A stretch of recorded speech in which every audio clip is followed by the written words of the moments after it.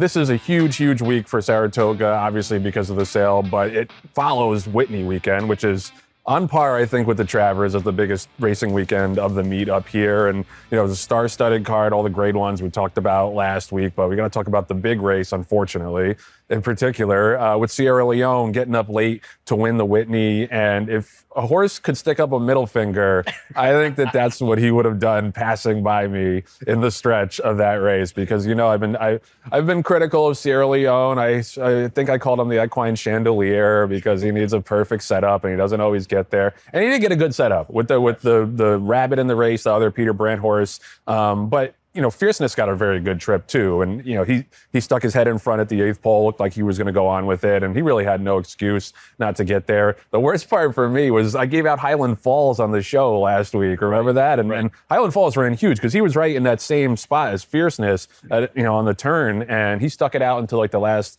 70 yards or so, and then Sierra Leone ran by him. Listen, Sierra Leone, I said this before, any of us would love to have him in the stable. Super talented, multi-millionaire, Breeders' Cup Classic winner, obviously going to be a great stallion prospect. I felt like I just intrinsically, viscerally don't like horses who need that setup to get it done. Sure. But, he was the best horse on Saturday, and I don't think that's up for debate. Yeah, I don't think anyone would confuse Sierra Leone with, explosive, quick twitch. Those aren't adjectives that you use for a horse like that. But all he does is hit the board. I mean, he is a machine. He's an ATM. And when the race sets up perfectly for him, like it did this weekend, he takes advantage of it. He is certainly a phenomenal horse. All the lads were here. They all came over from Ireland, and I think there were like 4 or 5 people actually walking him in from Peter Brandt to the lads at Coolmore, and that was a great scene. There were 50,000 people here, and almost $50 million wagered on that day. So it really, from top to bottom, was a great card, great day weather-wise, and that put the kind of the exclamation point on a phenomenal day of racing. Yeah, no, it was terrific, and it was, we spent about a minute and a half talking about other horses, so now we're going to talk about a horse that we care about. In particular. Exactly, yeah. So Ewing in the Saratoga Special, it was only a 4-horse field, but Obliteration was in the race, and it was pretty much a match race between those two once the other scratches happened. I wasn't here, I was out at Del Mar. John, you were here. Tell me a little bit about that experience. Well, the interesting thing was the pre-race, because in the normally in the paddock, Mark Casse is very stoic. He doesn't give instructions to the riders, and he's pretty much like, I have Jose Ortiz on the horse. He knows how to ride a horse. He knows how to ride in a 4-horse field. He can certainly handle this. I'm not going to give him any instructions. Nay, said Mark Casse on this day.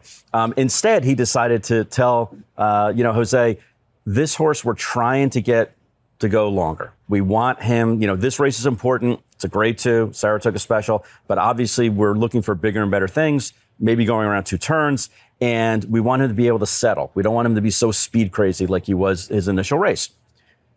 So, of course, what happens? Jose decides that rightfully so, that he's not going to warm the horse up, that he's going to make sure that the horse kind of settles and doesn't break. And that's what happened in the first 3 seconds of the race. Right. It's like 1 Mississippi, 2 Mississippi, 3 Mississippi out of the gate. And then all of a sudden, the horse, Ewing was like, oh, there's a hole up the rail. Bang. And that was it. So I actually, Mark and I, after the race, we went back and watched the videotape and we clocked it by hand. And Ewing from the gate actually ran the first half mile in 44 3. That's how fast he ran. And I know it was like 45 1, officially. Yeah. But his time actually, from the time that the gate opened until he actually started running.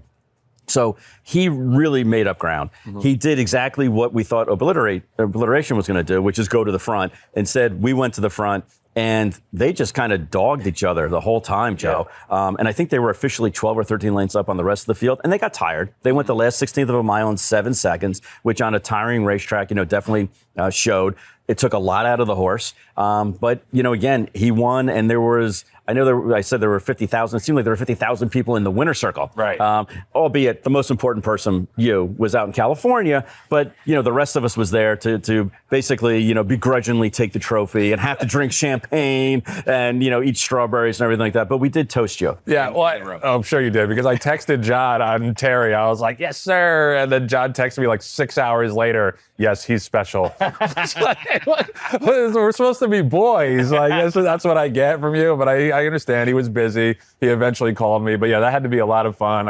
I saw the video from where the West Point crew watches from the big screen. Everybody was going nuts. So that's what it's all about. And obviously, it's a great partnership between DJ and West Point. A lot of great people on him. I think the question now is how far does he stretch out? Because he did only get a 71 buyer. I don't think that's a huge deal. Yeah. I don't think that's a huge deal just because the nature of the race, it was a match race. Right. They were like, if there were other horses in the race, they probably would have settled a little bit more. Yep. But because they had to go after each other because they were each other's main competition, yeah, they got tired late. So I don't put too much stock in the buyer, but because of his speed, I think there's naturally going to be a question how far he wants to stretch it out. Nick's Go did win the Breeders' Cup Classic, but I feel like he was probably better around a mile or so. So that's going to be an interesting next step for him. It sounds like he's not going to go to the Hopeful. Correct.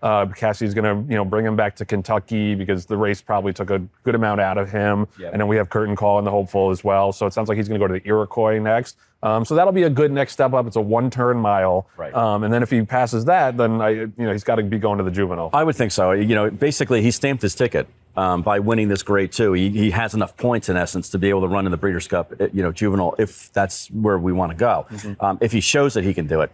I think the key for him and the way that Mark trains these boys especially is Mark likes to have this gradual effect and improvement and of distance. And he likes to go 5.5, 6.5, one-turn mile, then 2 turns mile and 16th.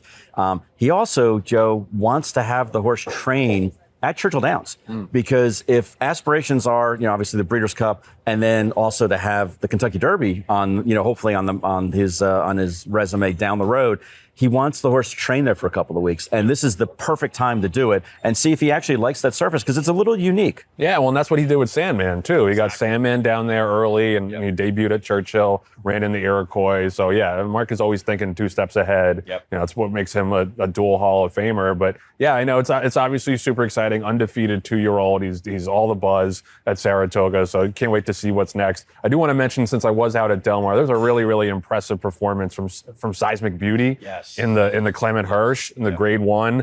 That was a pretty stacked race. It wasn't, there was only 6 horses, but had Copion in there. He had Bafford's other filly, Rishi, who's pretty nice. She got a 110 buyer for that race and took all the heat early on and kept going. That's a My Race horse. There was 5,000 people in that winner's circle too. But to me, that's a good enough performance on its own, and she had other good races. Right. That makes her the horse to be in the filly and mare division. No disrespect to Torpedo Anna, and we're here at Fasig, Torpedo Anna, Fasig grad. Yep. But to me, she hasn't come back quite as impressively as she ran last year.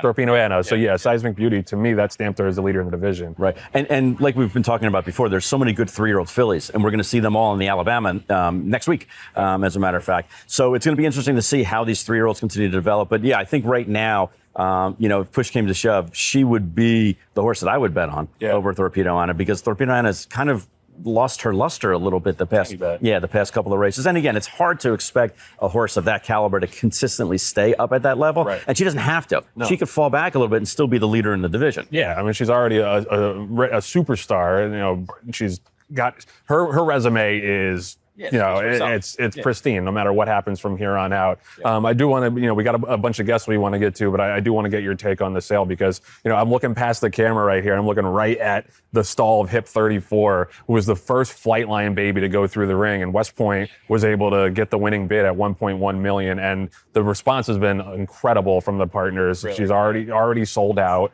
which is just, for a horse that's that expensive. In 12 hours. I know. For a horse that's that expensive and that we bought on our own is just remarkable. Right. But, what was your take on the action last night here at Saratoga, Fasig Saratoga? I think overall, and we'll get into a little bit more with Boyd and Anna, but I think that overall there's a euphoric feeling here.